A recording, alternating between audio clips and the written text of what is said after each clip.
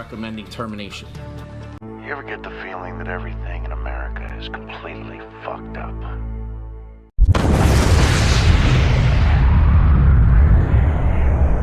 News begins with breaking news. I'm recommending termination.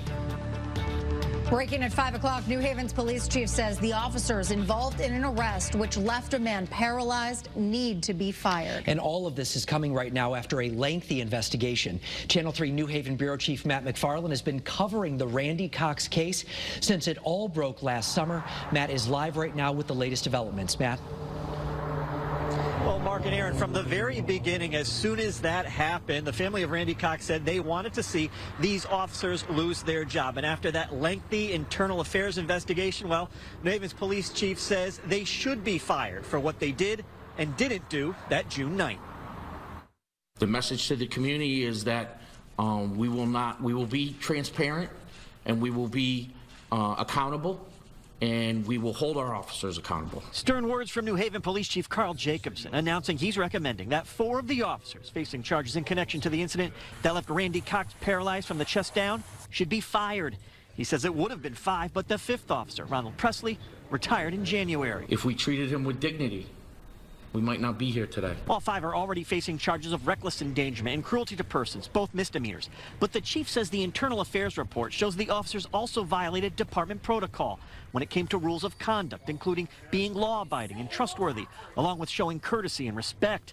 And New Haven's mayor says he fully supports the chief's decision. As we have said from day one, what happened to Randy Cox is unacceptable.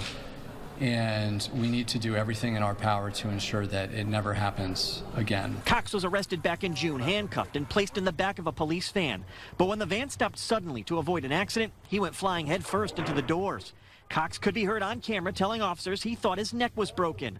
But they pulled him out of the van, processed him in a wheelchair, and dragged him into a holding cell. Randy, he kind of understands it, but he's still processing it too. Cox's mother and a member of his legal team say they're glad with today's news, adding it's just one step in a long legal process, which also includes an ongoing civil lawsuit in federal court, but not nearly as long as his outlook. For years and decades to come, Randy Cox is going to remain paralyzed from the chest down. That is a long time.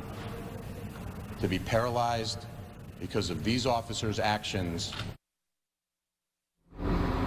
While New Haven's police chief can make the recommendation to hire or fire, he doesn't have that power. That rests with the New Haven Board of Police Commissioners. They will make the final determination. We're told each officer is asking for an individual hearing, and we're told those will be held sometime late April, early May. We're live at the Mobile Newsroom in New Haven. Matt McFarland, Channel 3 Eyewitness News.